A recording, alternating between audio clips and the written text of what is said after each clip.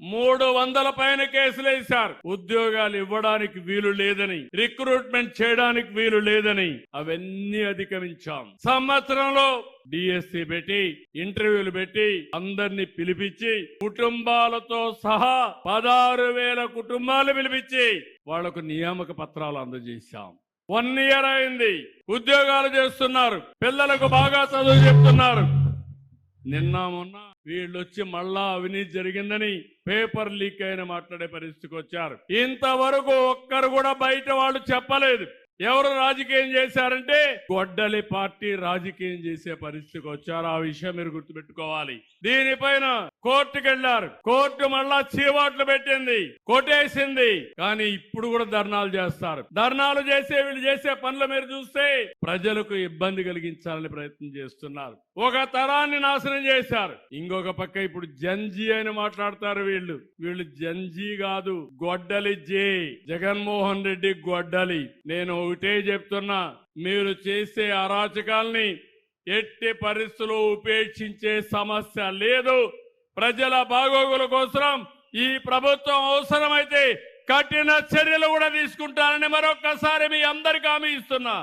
ఇది ఒక్కటే కాదు, గంజాయి బ్యాచ్, బ్లేడ్ బ్యాచ్, నేరాలు ఘోరాలు చేసే వ్యక్తులందరినీ ప్రోత్సహిస్తారు. మొన్న మీరు చూడండి, ఒక మాజీ మంత్రి, సమాజానికి హితం చెప్పవలసిన వ్యక్తి కొడుకు యాక్సిడెంట్ చేస్తే ఏం చేయాలి? చనిపోయిన వ్యక్తిని హాస్పిటల్ తీసుకుపోవాలని లేదా అని మిమ్మల్ని అడుగుతున్నాను. బాధ్యత కలిగిన వ్యక్తి అయితే నేరుగా తన హాస్పిటల్ తీసుకెళ్లి ముందు ట్రీట్మెంట్ ఇప్పించి బతికిచ్చే అవకాశం ఉంటే బతికించాలి. అది చేయలేదు. మాజీ మంత్రి ఇమ్మీడియట్ గా వెళ్లి వాళ్ళ తండ్రి కాబట్టి ఆ కొడుకు కేసు మాఫీ చేయడానికి వేరే వాళ్ళపైన కేసు పెట్టించాడు. వేరే వాళ్ళపైన కేసు పెట్టి ఈ కేసు మాఫీ చేసుకున్నారు. ఇప్పుడు రాష్ట్రం అంతా సీసీటీవీ కెమెరాలు పెట్టాను. ఎవడైనా దొంగతనం చేసినా, నేరాలు ఘోరాలు చేసినా కబద్దార్, 3వ నేత్రం వెంటనే ఉంటుంది. ఎవరు తప్పించుకోలేరు. అందులో మొత్తం వచ్చాయి. వస్తే ఈయనంటాడు చాలా చిన్న పిల్లోడు చంపేశాడు, ఏమవుతుందని మాట్లాడతాడు. గొర్రెల కాపరి చనిపోయాడు. చనిపోతే 44 ఏళ్లు చనిపోయాడు. దానికి పెద్ద సమస్య ఏంటంటాడు. మీరు ఒక్కసారి ఆలోచించుకోవాలి. మానవత్వం ఉండాలి, మనుషుల్లో ఆలోచన విధానం ఉండాలి. మొన్న దానిపైన చూడడానికి పోయి రోడ్డంతా స్తంభింపజేస్తూ వెళ్లారు. విశాఖపట్నం నుంచి 1 గంట జర్నీ, 7 గంటలు వెళ్ళారు. అక్కడ ఒక పోలీస్ ఆఫీసర్, ఒక మహిళ, ప్రజలను కాపాడవలసిన మహిళ, కాకి బట్టలు వేసుకున్న మహిళ. గవర్నమెంట్ వీరికైతే ఒక వెపన్ కూడా ఇస్తారు, వాళ్ళ ఆత్మరక్షణకే కాకుండా ప్రజల్ని కాపాడడానికి. అలాంటి మహిళ పట్ల అసభ్యంగా ప్రవర్తిస్తారు. మనుషులు మామూలుగానే మహిళను ఎవరన్నా టచ్ చేస్తే మనం అందరం కూడా చాలా కోప్పడతాం. అవునా కాదా అని అడుగుతున్నా. వెకిలి చేష్టలు చేస్తారు, ఇష్టానుసారంగా చేస్తారు.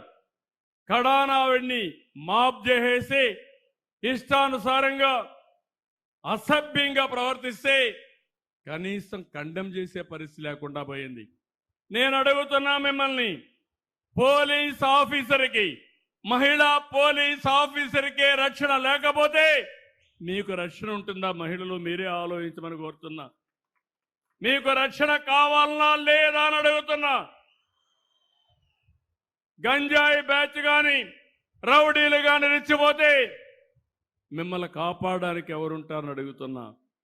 అందుకే నేను ఒకటే చెప్పాను, ఇది కరెక్ట్ కాదని చాలా వరకు కండెమ్ చేశాం.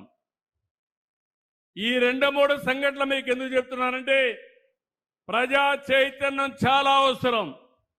నిన్న పొగాకు రైతుల మీద